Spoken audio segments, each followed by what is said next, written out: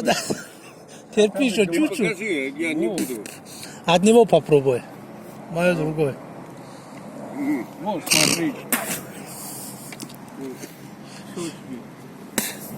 Не.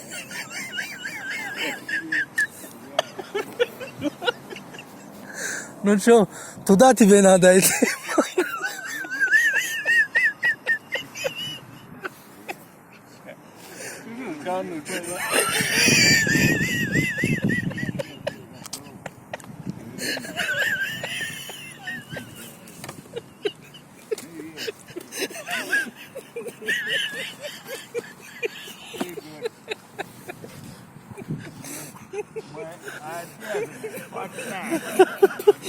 Ну как? Что скажешь?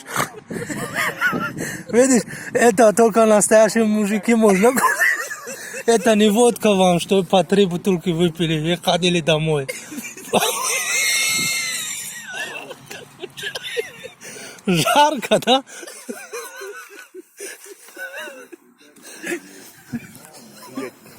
Второй раз ты мне черным угостил. Потому что ты мой друг.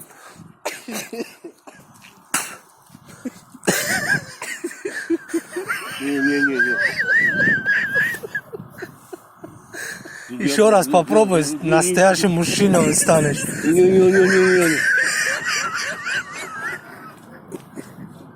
Ты мне черным угостил.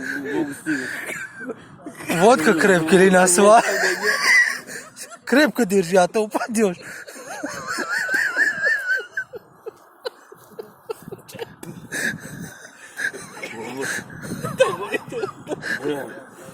Я мужик, что мог.